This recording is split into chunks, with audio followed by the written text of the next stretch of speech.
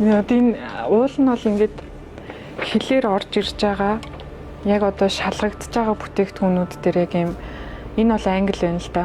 Монгол юм одоо юу заавалчгүй наагдах хэвээр. За ингээд яг асуух гэж байгаа асуулт маань нүдэн дээр ундаа бод.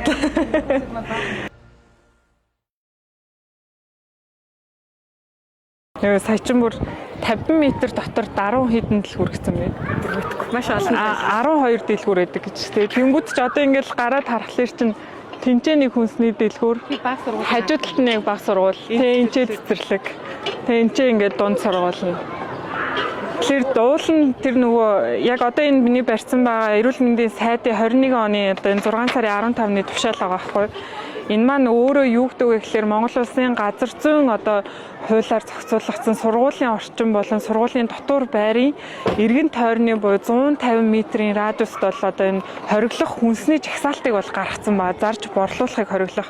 Энэ дээр одоо ингээл бидний хүүхдүүдийн одоо ингээл өдөр тутамдаа эргэлдэг ундаа, чихэр, чипстэй ингээл маш олон одоо хориглосон юмнууд байна. Тэгээд одоо нэг дэлгүүрээр нь ороод үзчихвэл яа гэм бол ууралт юм болов. Гэхдээ одоо яг энийг ингээд бид нэр ярихад бас эргээгээд нөгөө нэг хөндөгдөх эрх бас байгаад байгаа байхгүй яг нэг хуваараа бизнес эрхэлж байгаа хүмүүсийн эрх хөндөгдөх ийм асуудал байгаа. Гэхдээ бид нэр хуваараа бизнес эрхэлж байгаа хүмүүсийн эрх ашиггүй бидний хүүхдүүдийн эрүүл мэндийн эрх ашиггүй гэдэг нь бол энэ ч одоо яаж дэнслэхийг бол мэдгүй. Ямар ч одоо энийг аль ч хамаагүй дэлгүүрт ороод үзье тий.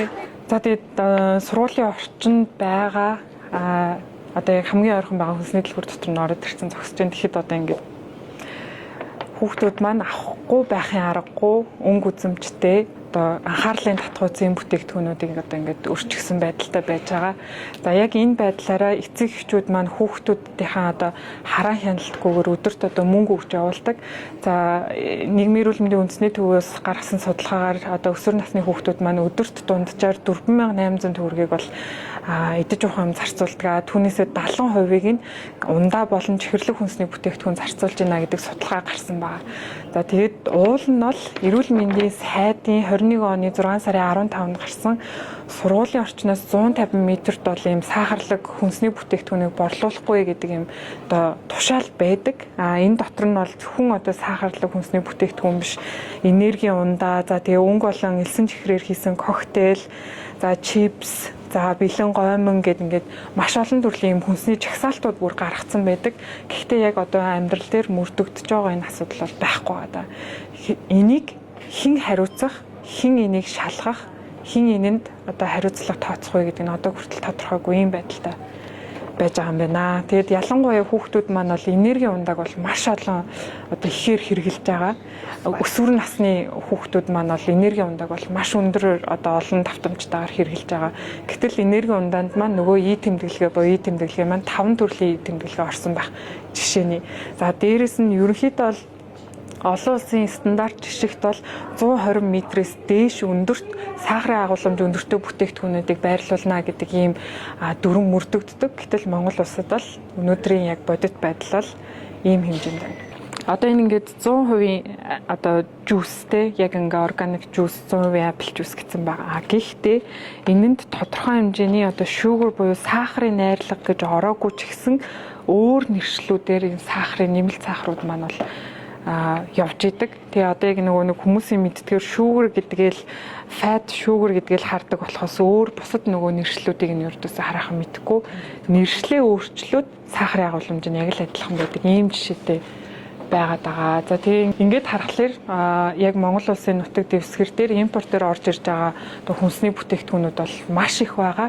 Гэтэл яг гайл дээр бид нар энийг хяналт шалгалт ямар лабораториор яаж хяналт шалгаж байгаа вэ гэдэг бол одоо ингээд асуудалтай ийм нөхцөл байдал үүссэн байна. Хүнс одоо хүн эрүүл байхын тулд хүнс эрүүл байх ёстой.